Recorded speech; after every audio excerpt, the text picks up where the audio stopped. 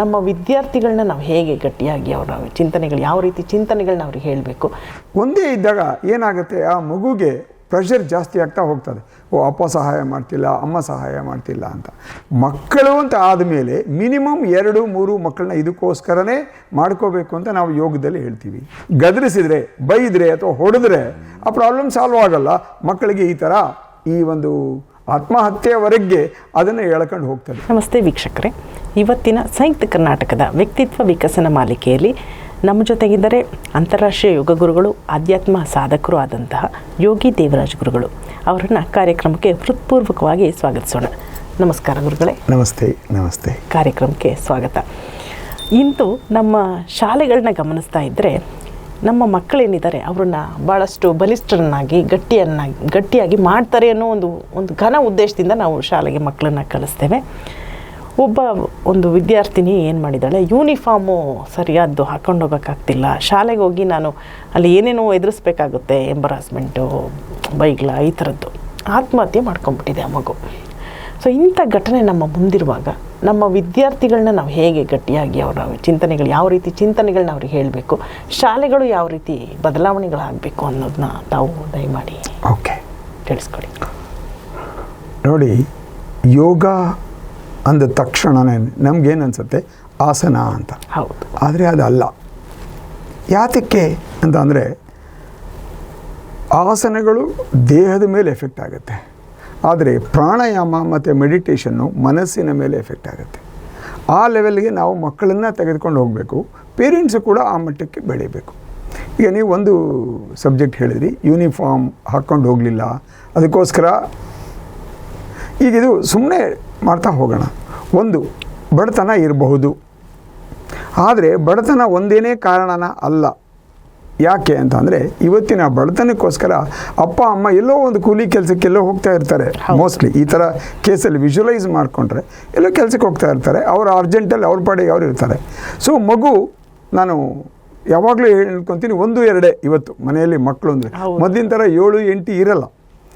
ಒಂದೇ ಇದ್ದಾಗ ಏನಾಗುತ್ತೆ, ಆ ಮಗುಗೆ ಪ್ರೆಷರ್ ಜಾಸ್ತಿ ಆಗ್ತಾ ಹೋಗ್ತದೆ. ಅಪ್ಪ ಸಹಾಯ ಮಾಡ್ತಿಲ್ಲ, ಅಮ್ಮ ಸಹಾಯ ಮಾಡ್ತಿಲ್ಲ ಅಂತ.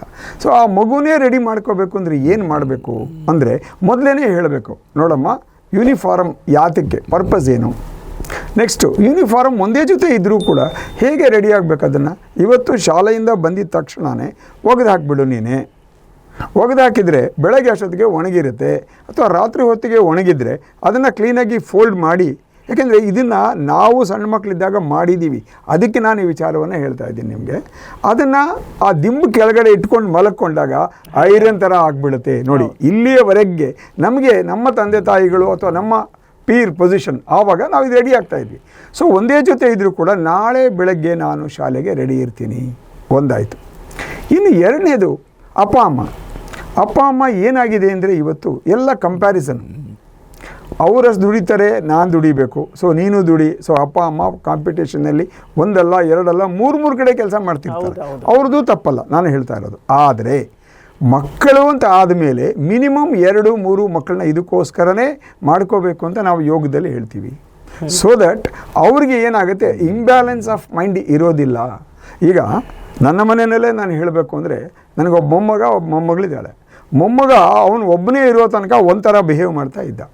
ಈಗ ಮೊಮ್ಮಗಳ ಆದಮೇಲೆ ಬೇರೆ ಥರ ಬಿಹೇವ್ ಮಾಡ್ತಾ ಇದ್ದಾನೆ.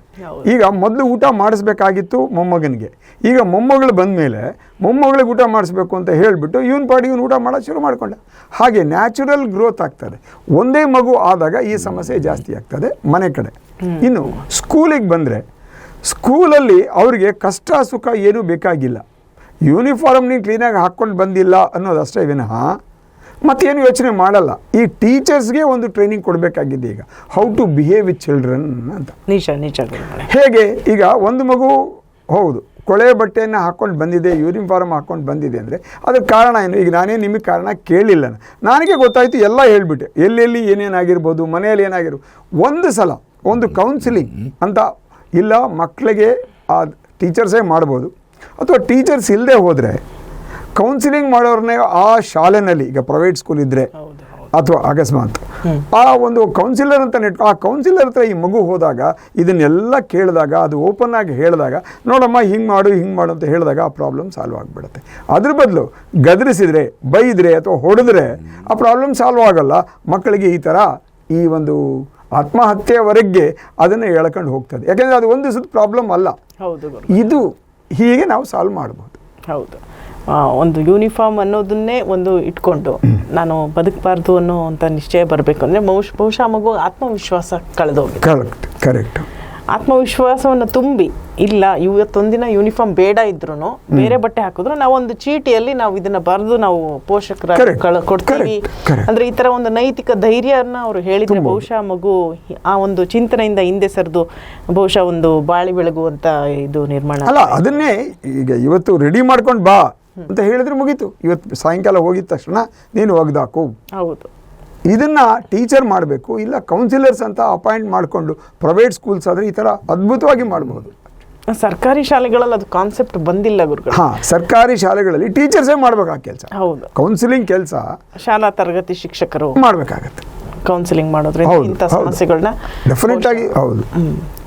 ಸೊ ಶಾಲೆಗಳಲ್ಲಿ ಬರುವಂಥ ವಿದ್ಯಾರ್ಥಿಗಳ ಸಮಸ್ಯೆಯನ್ನು ಪರಿಹರಿಸಲು ತುಂಬ ಒಳ್ಳೆಯ ಒಂದು ಉಪಾಯವನ್ನು ಅವರು ಹೇಳಿದ್ದಾರೆ. ಕೌನ್ಸಿಲರ್ಸ್ನ ಇಟ್ಕೊಳ್ಳುವಂಥದ್ದು ಅಂದರೆ ತರಗತಿ ಶಿಕ್ಷಕರೇ ಆ ತರಗತಿಯ ಮಕ್ಕಳನ್ನು ಚೆನ್ನಾಗಿ ಬಲ್ಲವರಾಗಿರ್ತಾರೆ. ಅವರೇ ಒಂದು ಆಪ್ತ ಸಮಾಲೋಚನೆಯನ್ನು ಮಾಡೋದ್ರಿಂದ ಆ ಮಕ್ಕಳಿಗೂ ಸಹ ಸಾಕಷ್ಟು ಭಾರ, ಏನು ಮಾನಸಿಕ ಭಾರ ಕಡಿಮೆ ಆಗುತ್ತೆ ಅಂತ ಹೇಳ್ತಾ, ಪಾಲಕರಿಗೂ ತಮ್ಮ ಮಕ್ಕಳ ಸಮಸ್ಯೆ ಜೊತೆ ತಾವು ಯಾವತ್ತೂ ಜೊತೆಗೆ ಇದ್ದು ನೈತಿಕ ಬೆಂಬಲ ಸೂಚಿಸ್ತಾ ಹೋದಾಗ ಈ ರೀತಿ ಮಕ್ಕಳು ಧೈರ್ಯಗೆಡುವಂತಹ, ಅಧೈರ್ಯರಾಗಿ ಕಂಗಾಲಾಗಿ ಒಂಟಿ ಅಂತ ಅಂದ್ಕೊಳ್ಳುವಂತಹ ಪರಿಸ್ಥಿತಿ ಬರೋದಿಲ್ಲ ಅಂತ ಹೇಳ್ತಾ ಇಂದಿನ ಒಂದು ಸರಣಿಯನ್ನು ಮುಕ್ತಾಯ ಮಾಡ್ತಾ ಇದ್ದೇವೆ.